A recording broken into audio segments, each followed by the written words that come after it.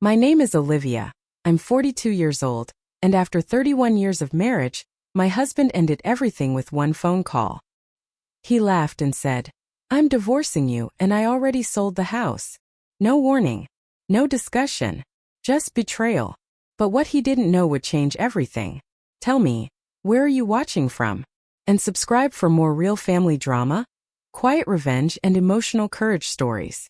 The phone rang while I was standing in the break room at work, holding a paper cup of coffee that had already gone cold. It was just afternoon, the kind of quiet moment between lunch rush and afternoon duties. I almost didn't answer. Something in my chest tightened before I even saw his name on the screen. My husband never called me during the day unless something was wrong. I pressed accept anyway, expecting a short question or a reminder. Instead, his voice came through light, almost cheerful, like this was the best part of his day. "Olivia," he said, stretching my name out like it amused him. "I figured I'd call before you heard it from someone else." I leaned against the counter, already feeling unsteady. "Heard what?" I asked. There was a pause. Then a laugh. Not nervous. Not awkward. A laugh full of confidence. "I'm divorcing you," he said. "And I already sold the house." For a moment the room didn't feel real. The hum of the refrigerator sounded too loud. My coffee cup slipped from my fingers and spilled across the tile, but I didn't notice right away. I waited for him to say something else, maybe explain, maybe admit it was a bad joke. He didn't. He just kept breathing on the other end like he was waiting for applause. "You sold the house?" I repeated because my mind couldn't hold all the words at once. "Yes," he replied. "It's done. I didn't think you'd take it well, so I handled it myself." I felt heat rise to my face, then disappear just as fast. "You can't do that," I said quietly. "We own it together." Another laugh. Louder this time. "You worry too much," he said. "It's taken care of. I'm free now." Free. That word stayed with me. My legs felt weak, so I slid into a chair. Around me, coworkers talked and laughed, living normal lives, unaware that mine had just cracked open. I asked him when this happened, who he talked to, where I was supposed to go. He answered none of it. He told me he had a meeting to get to and suggested I start packing. Then he hung up. I stared at my phone long after the screen went dark. No follow-up message. No apology. Just silence. I cleaned up the spilled coffee with shaking hands and told my supervisor I felt sick. That wasn't a lie. My stomach twisted the entire drive home. Every red light felt longer than the last. Every mile brought me closer to a house I suddenly didn't know if I belonged in. When I pulled into the driveway, everything looked the same. The mailbox he'd fixed last summer. The porch light we forgot to turn off half the time. The front door where we'd stood together so many evenings, tired but familiar. I sat in the car and cried for the first time, not loudly but in short, sharp breaths that made my chest ache. I thought of the years. The holidays. The promises we never wrote down because we believed they didn't need paper. Inside, the house smelled like lemon cleaner and old wood. I walked from room to room slowly, touching things as if they might disappear. The couch where we watched late-night television. The kitchen table with one chair slightly loose. Our bedroom still neatly made. His clothes were gone. Not all of them, but enough to notice. A drawer half empty. A space in the closet where his jackets used to hang. I sat on the edge of the bed and tried to remember the last normal conversation we'd had. Just yesterday morning he'd asked if I wanted chicken or soup for dinner. I'd said soup. He'd nodded like that mattered. Now I wondered how long he'd been planning this while eating meals I cooked and sleeping beside me like nothing was wrong. The phone rang again that afternoon. I jumped, my heart racing, hoping it was him calling back to explain. It wasn't. It was my sister asking how my day was going. I couldn't bring myself to tell her yet. Saying it out loud felt like making it permanent. I told her I was tired and needed rest. She didn't argue.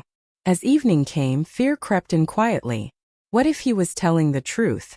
What if strangers really owned this place now? I opened the front door and looked down the street, half expecting a real estate sign or unfamiliar cars. There was nothing. Just the same quiet neighborhood.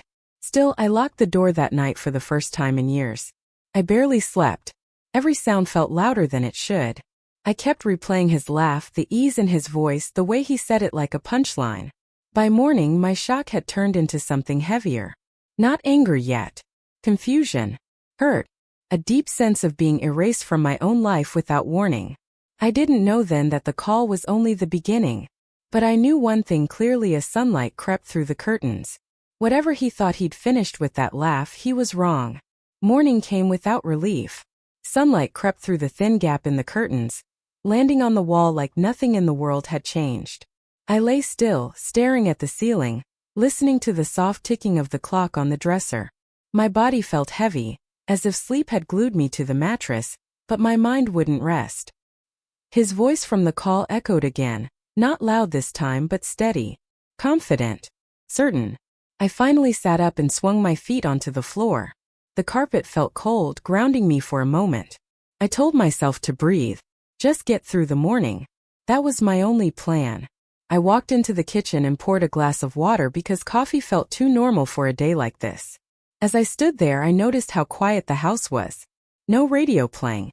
No footsteps. No door opening and closing. The silence pressed in, and with it came panic. If he really sold the house, why hadn't anyone contacted me? Why was there no letter on the counter, no notice taped to the door, no voicemail from a realtor? I didn't know much about real estate, but I knew life rarely changed that fast without leaving a trail. That thought didn't calm me. It sharpened my fear into something more restless. I picked up my phone and checked my messages. Nothing new. No emails either. My hands shook as I scrolled, searching for something I didn't know how to name. I sat at the table and looked around the kitchen, noticing small details I'd ignored for years. A stack of mail tied with a rubber band. A folder tucked into the corner of a drawer. Old habits came back slowly. He always handled paperwork. I always trusted that was fine. Trust felt foolish now. I decided to shower, hoping warm water would steady me. Instead, it gave my thoughts space to run. How long had he been planning this? Weeks? Months? Had he smiled at me while knowing he'd already decided to leave? The questions made my chest tight. I turned the water off early and wrapped myself in a towel, suddenly afraid of wasting time. Time felt precious now, like something he'd already stolen. After getting dressed, I walked outside to check the mailbox. My neighbor, Carol, was watering her plants across the street. She waved, her face open and friendly the way it always was. I waved back, trying to look normal. She called out, asking how I was doing. I told her I was fine. The lie tasted strange in my mouth, but it was easier than explaining. Inside, I sorted through the mail. Bills, coupons, a church flyer. Nothing about a sale. Nothing with his name alone.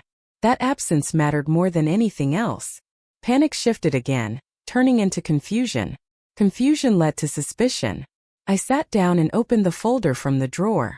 Inside were bank statements, insurance papers, and copies of documents I barely remembered signing years ago. I flipped through them slowly, careful not to tear anything. My name appeared more often than I expected. I felt foolish for not knowing what any of it meant, but something inside me stirred. He had always said I worried too much when I asked questions. Maybe that was true once. It wasn't true now. Around mid-morning, my phone rang again. My heart jumped before I even saw who it was. This time it was my daughter. I answered, trying to sound steady. She asked how I was feeling. I hesitated, then told her part of the truth. Not everything. Just enough to say her father and I had a serious argument. She grew quiet, then offered to come over. I told her not yet. I needed time to think. She didn't push, but I could hear concern in her voice before we hung up. After the call, I sat there for a long time, staring at the table. Panic didn't scream anymore. It whispered. It asked questions that wouldn't leave me alone. If the house was sold, where were the keys? Who had walked through my bedroom imagining their life here? If it wasn't sold, why would he say that with such confidence? I remembered a conversation from months earlier.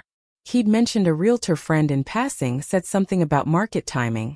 At the time, I barely listened. Now that memory stood up straight, demanding attention. I walked into the office room and opened the filing cabinet I rarely touched. Dust clung to the handles. Inside were folders labeled in his handwriting. Taxes. Utilities. Home. I pulled out the last one and sat on the floor. Inside were inspection reports from years ago, repair estimates, and something else. A copy of the deed. I stared at it, my heart pounding. Both our names were there. Clear as day. I traced my finger over the ink like it might fade if I didn't. That single page didn't answer everything, but it cracked open the story he'd told me. A knock at the door startled me. I jumped to my feet, heart racing again. It was a delivery driver dropping off a package. Nothing important. Still, it reminded me how exposed I felt. Anyone could knock. Anyone could claim something. I locked the door after he left and leaned against it, breathing slowly. By afternoon, I realized sitting and worrying wasn't helping. I needed information. Real information. I called the county office number I found online and left a message asking about property records. My voice shook, but I kept it polite. After hanging up, I felt a strange mix of fear and relief. For the first time since the call, I was doing something. I tried to eat lunch but couldn't manage more than a few bites. The house felt smaller as the day went on, like the walls were closing in. I moved from room to room, opening drawers, checking shelves. Not because I expected to find answers there, but because standing still felt impossible. In the bedroom, I found an envelope tucked behind the dresser. Inside were receipts from a title company. Recent ones. My stomach dropped. I didn't understand them fully, but the dates were close. Too close. Panic surged again, stronger this time, but it didn't paralyze me. Pushed me forward. I took photos of everything with my phone. The receipts. The deed. The bank statements. I didn't know why yet. I just knew I needed proof of something. As evening approached, exhaustion settled in. My body felt worn down, like I'd run a race without moving. I sat on the couch and turned on the television for background noise, but I didn't watch it. My thoughts kept circling back to the same idea. He expected me to fall apart. He expected fear to keep me quiet. The phone rang once more just before sunset. This time it was him. I let it ring twice before answering. His tone had changed. Less laughter. More impatience. He asked if I'd started packing. I told him I was still at the house. There was a pause. He said I was making things harder than they needed to be. I asked him a simple question. When did I sign off on the sale? Silence filled the line. Not the comfortable kind. The kind that stretches too long. He said my memory was failing me. That I should rest. Then he hung up again. I stared at the phone, my hand steady now. Panic didn't own me anymore. It had done its job. It had pushed me to ask questions I couldn't ignore. And I knew, as night settled over the house, that answers were waiting. I just had to keep looking. I sat at the kitchen table, the late afternoon sun filtering through the blinds, casting thin stripes of light across the scattered papers in front of me.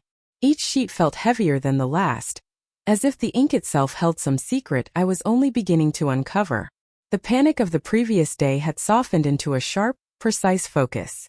I didn't want to think about what he had said, or the laughter that had lingered like smoke in my ears. I wanted facts. Solid evidence. Something real that I could hold in my hands and study without fear of distortion. The first document I picked up was a copy of the property deed.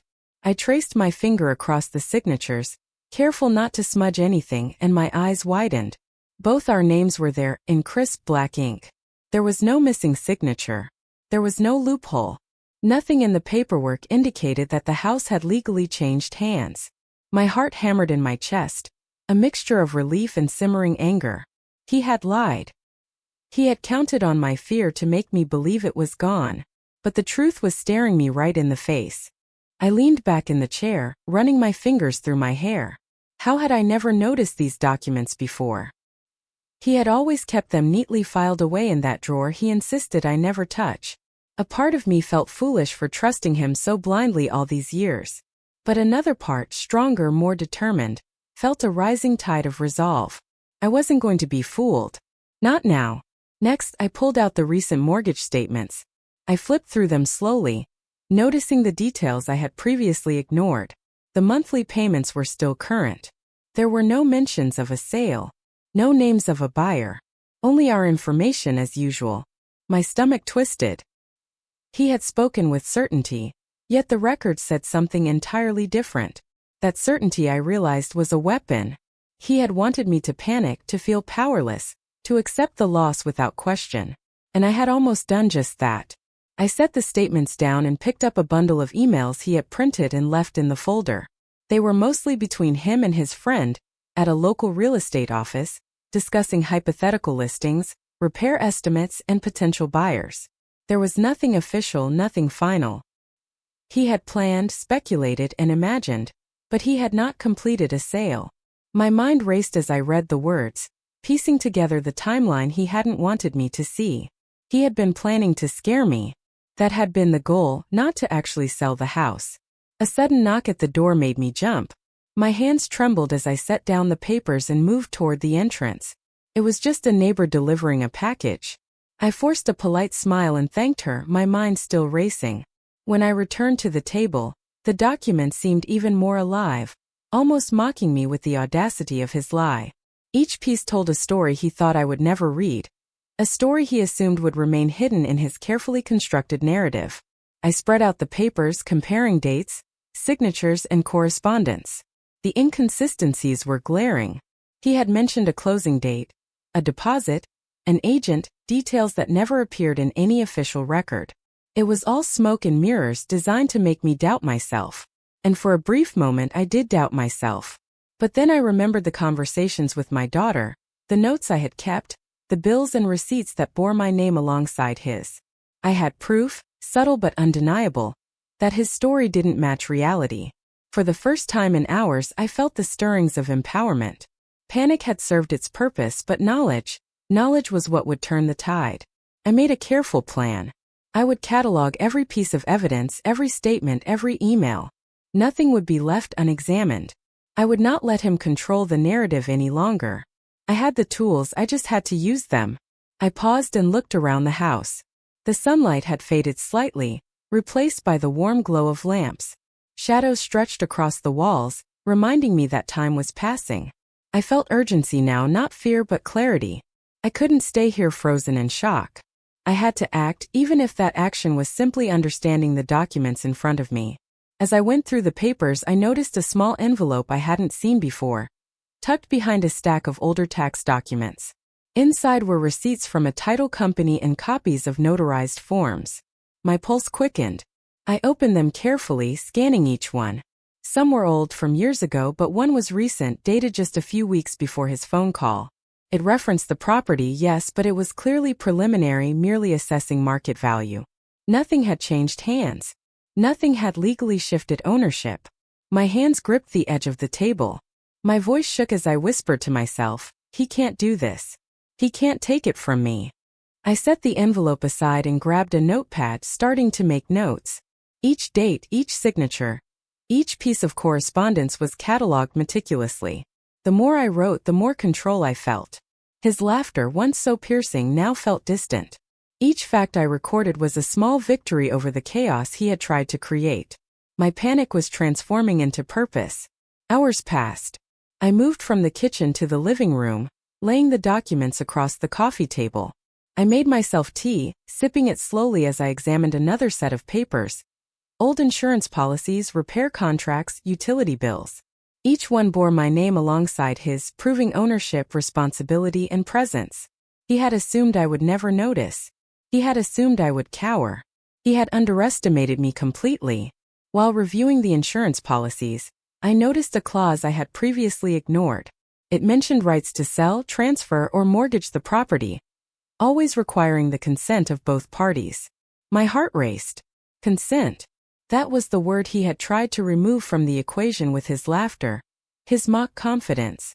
Yet here it was in black and white, undeniable. My signature, my rights, my presence, they were all binding. He could talk. He could laugh.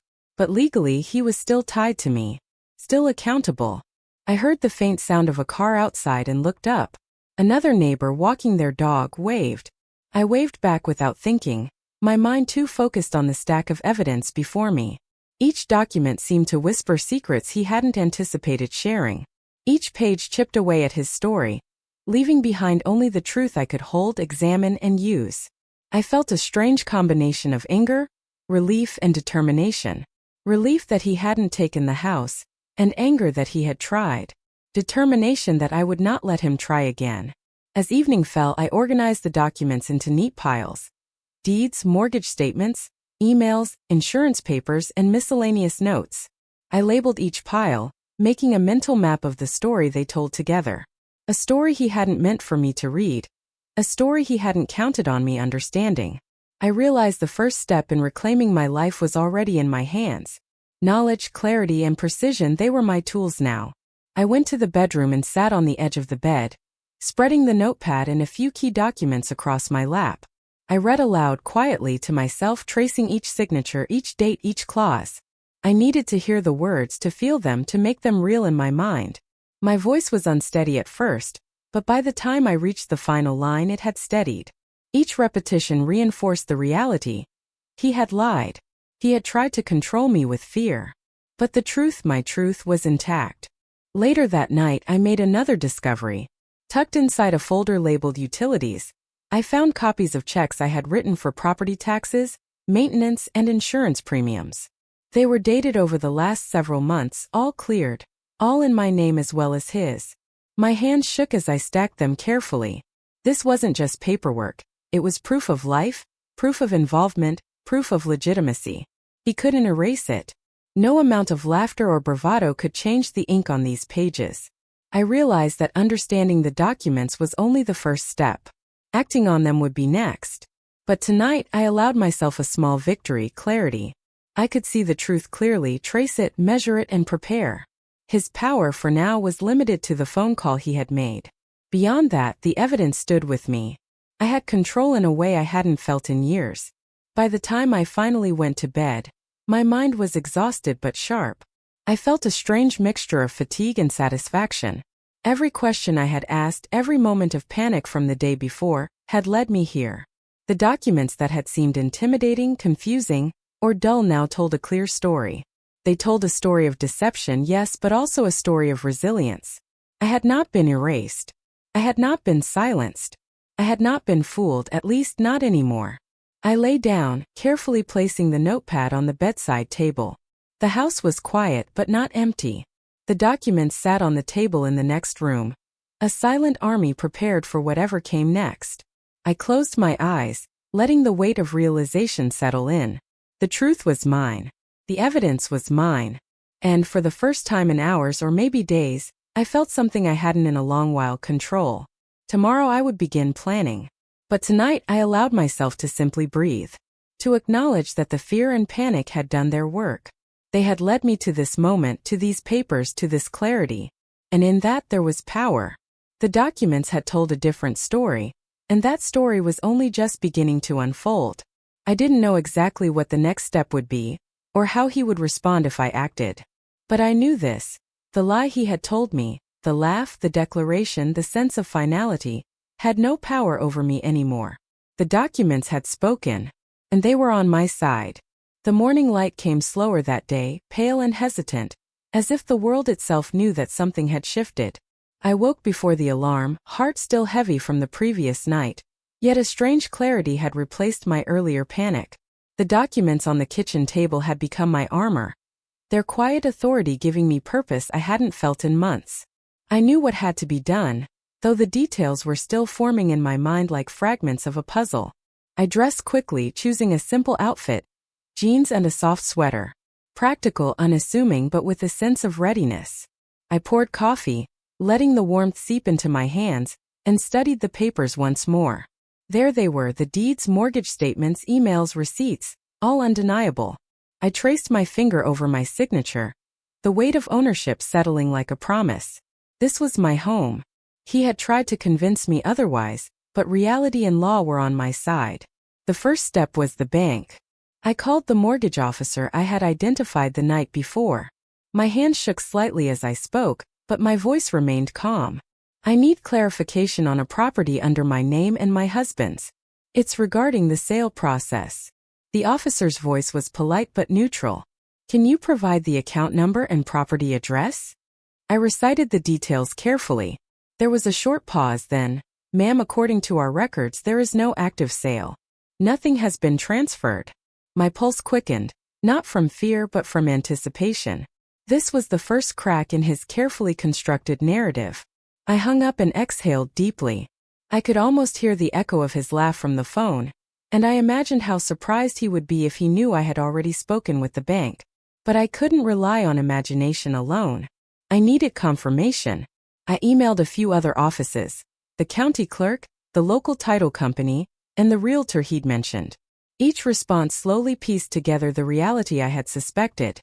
He had no legal foothold to sell the house. Not yet. Not ever without my consent.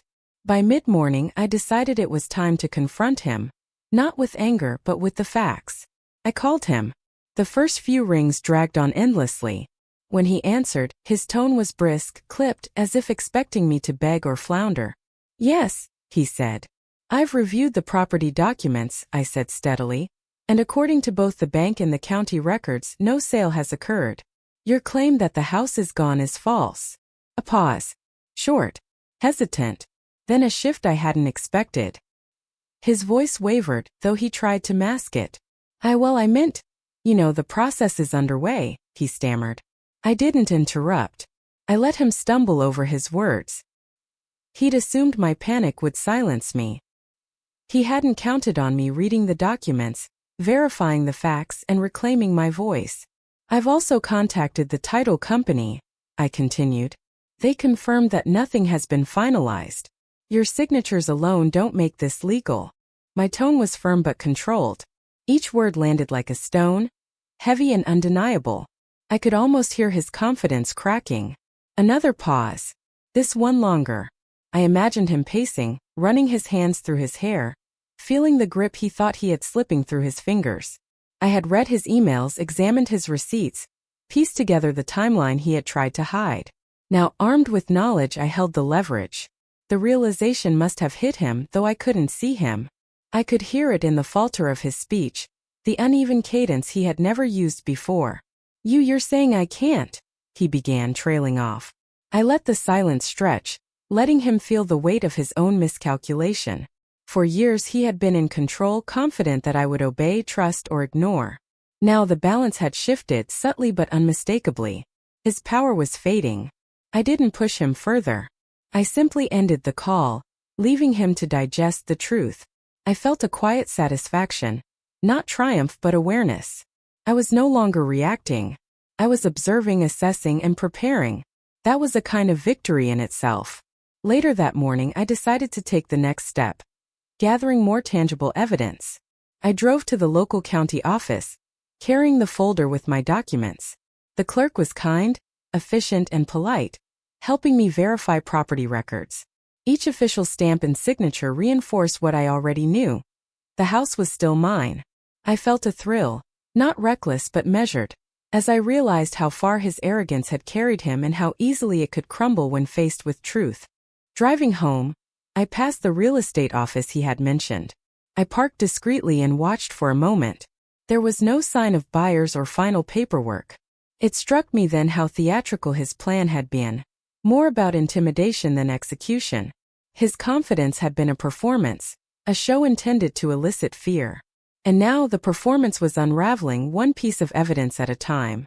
Back at home, I began organizing the documents for clarity.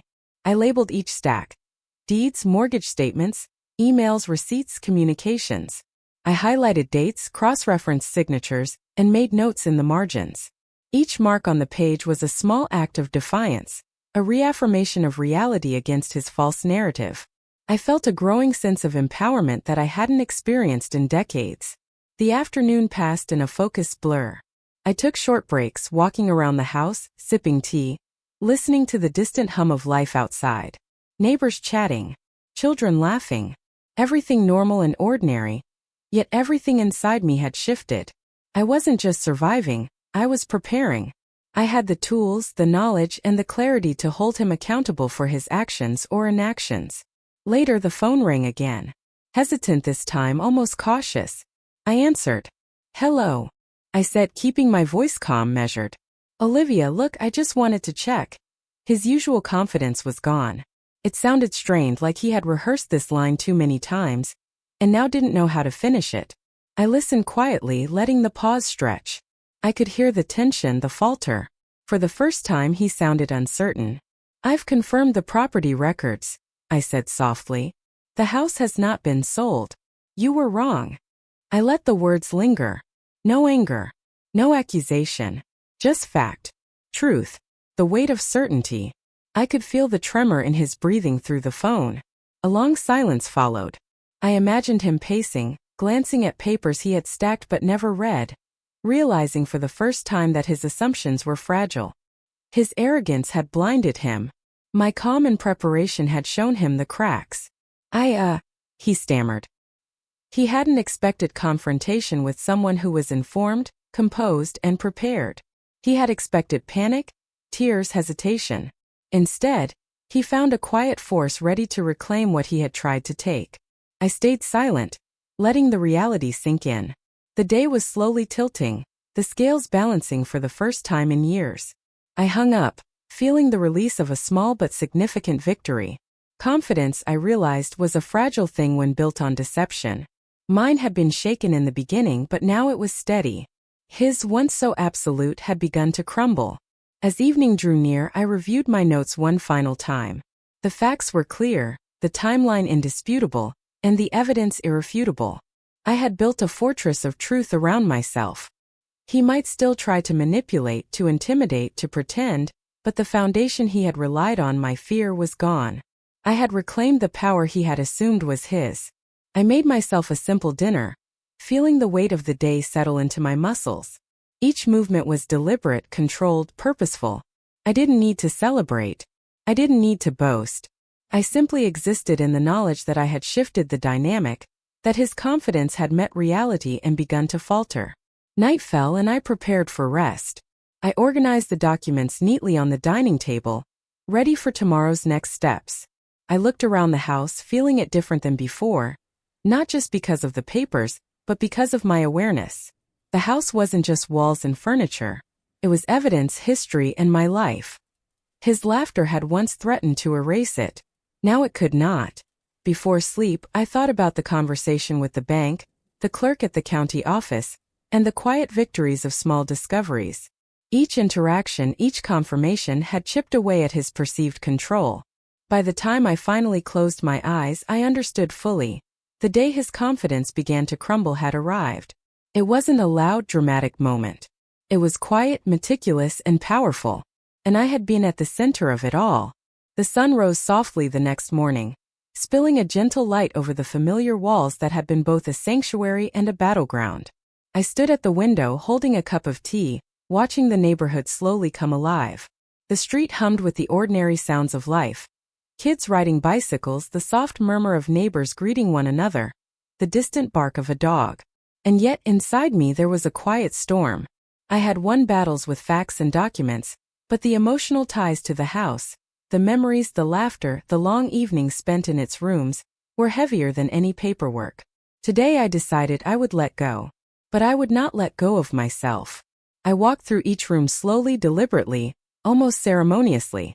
The living room held the couch where we had watched countless shows together, the soft blanket folded neatly over the arm. I ran my hands over the cushions, remembering moments of laughter, arguments resolved, and quiet Sundays when nothing else mattered. Each memory came with a pang but also with gratitude. This house had been a witness to life's ordinary miracles, and acknowledging that was part of the letting go. I whispered a soft, private goodbye to the familiar spaces. "Thank you," I said aloud, and my voice didn't waver. Packing began slowly. I didn't rush. I gathered items carefully. The photographs that lined the mantel, old letters tucked into drawers, small mementos collected over decades. Each object had a story, a fragment of life preserved. I paused often, holding items in my hands, letting memories settle like dust around me. I thought about the nights I had stayed up with a book in the living room, the afternoons spent baking with my daughter, the quiet mornings with my husband that now felt like echoes from another world. I allowed myself to feel everything, the sadness, the nostalgia, the sense of betrayal, but I refused to let it define me. As the boxes filled, I found myself smiling occasionally, recalling moments that were entirely mine. The victory wasn't in keeping the house. The victory was in reclaiming my voice, my sense of reality, and my confidence. I realized that letting go didn't mean surrendering. It meant choosing freedom over possession, dignity over anger. Each item I packed was a step toward rebuilding a life on my own terms. I labeled the boxes with care. Kitchen, books, personal items. The labels were more than organizational, they were markers of autonomy. While I worked, the phone rang. It was my daughter. She asked if I was okay, and I felt a surge of warmth. I laughed softly, a sound I hadn't allowed myself in weeks. "I'm fine," I said. "I'm doing what I need to do." She promised to come by the next day to help. I hung up feeling lighter. It wasn't just physical decluttering. It was emotional. With each box, each carefully wrapped memory, I was asserting control over my own story. Midday came and the movers were scheduled to arrive. I stood in the front yard, supervising the process while feeling a strange mix of detachment and tenderness. Each piece of furniture loaded into the truck carried memories I would never forget. The couch, the dining table, the chairs that had supported family meals and conversations, all departed without argument, without protest. I felt a deep sense of release. The house was no longer a prison of expectation or betrayal. It was merely a vessel for memories, mine to keep without being trapped by them. After the movers left, I lingered inside for one last walkthrough. The house was quiet, almost empty, but it still felt alive in a subtle way. I opened the windows to let in fresh air and sunlight, letting the new day seep into the corners. I walked through the kitchen, touching the counters, the cabinets, the little imperfections that had made this house feel like home. And I realized something profound. Home isn't a building. It's the life you carry inside you. The memories, the resilience, the courage, they can't be sold, transferred, or taken away. I sat on the steps outside, watching the truck disappear down the street. A neighbor waved and I waved back, feeling more connected to the world than I had in weeks. The house, once a symbol of betrayal and fear, now felt like a chapter concluded. I allowed myself a deep breath, letting the air fill my lungs as if washing away the tension that had clung to my shoulders. For the first time in what felt like forever, I felt the quiet thrill of liberation. The afternoon turned into evening. I began sorting through papers and mementos I had kept aside, small items that carried my identity rather than our shared life. A journal from years ago, filled with scribbled thoughts and reflections, reminded me that my voice had always mattered. Old photographs of trips I had taken with friends, notes of encouragement from family, letters from my daughter. Each one reinforced that I had lived fully independently, even before this upheaval. I carefully packed these items into a box labeled Personal Treasures. I also began thinking about the future. I didn't need the grandeur or permanence of the old house. I needed a space that reflected who I had become. Resilient, independent, and unafraid to face life on my terms. I envisioned a smaller apartment, somewhere I could walk to the market, have tea on the balcony, and invite friends over without the weight of the past hanging over me. Each vision felt attainable, comforting, and empowering. By nightfall, the last box was ready. I set it carefully in the corner and sat beside it, reflecting on the journey of the past few weeks. The panic, the betrayal, the documents, the confrontations, they had all led me here. And here was a place of quiet strength, of self-possession. I realized that the house had been a symbol of my life with him, but it didn't define me. I was not bound by bricks or contracts. I was bound by my choices, my courage, and my ability to keep moving forward. The phone rang once more. It was him calling hesitantly. I answered, letting him speak first. His voice lacked its usual certainty, replaced by a strange mix of guilt and disbelief. He asked if I was leaving, if I had really packed. I listened quietly, letting him absorb the reality without interruption. Finally, I said softly, "I am moving on. The house was never what mattered. It was us, our choices, and what we make of our lives. And I choose me." There was a pause, then a quiet, almost inaudible sigh on the other end. The call ended without argument. No confrontation. Just understanding that his control had ended. That night, I sat on my bed in the empty house, looking out the window at the stars beginning to appear. The emptiness felt different now. Peaceful, not oppressive. I thought about the years, the challenges, the laughter, the heartbreak. I thought about my daughter, my friends, and the life I still had to live. I realized that letting go of the house wasn't surrender. It was reclaiming my time, my energy, and my dignity. I spent a long time reflecting, writing in my journal, and planning the next steps. There were errands to run, utilities to close, and the transition to manage. But most importantly, there was self-care, quiet affirmation, and the freedom to rebuild. I allowed myself a small smile, thinking that even after the storm of betrayal, I had emerged with my strength intact. Over the next few days, I settled into a temporary apartment. It was modest, not luxurious but comfortable.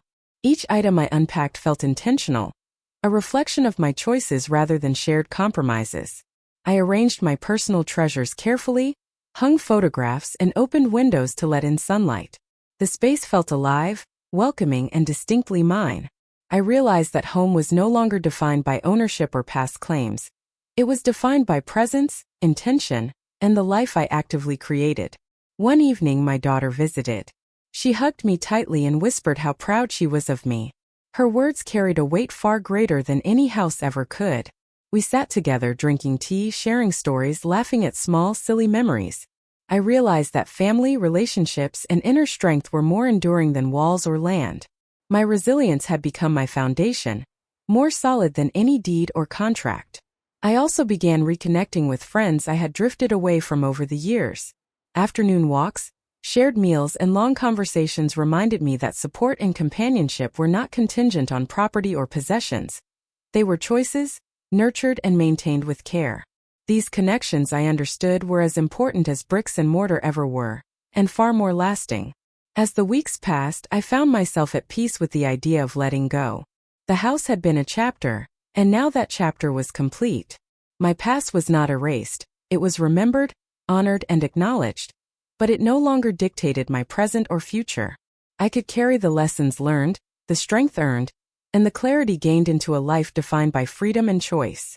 The final step came quietly. I signed the remaining documents necessary to finalize the transition of ownership, but I did so with the calm knowledge that I was not losing anything of true value. My dignity, my voice, and my self-respect remained untouched. I realized that letting go of the house had not diminished me, it had empowered me. Sitting in the new apartment that night, I opened the window and let the cool air fill the room. I looked up at the sky, feeling the vastness, the possibilities, and the promise of new beginnings. The house, once a symbol of fear and betrayal, was now a memory. I smiled softly, knowing that my life, my choices, and my strength could never be sold, transferred, or taken. I had let go of the house, but I had held on to myself, and in that moment I understood the truest lesson of all. Some possessions can be lost, but one's sense of self, courage, and dignity are priceless, and entirely untouchable.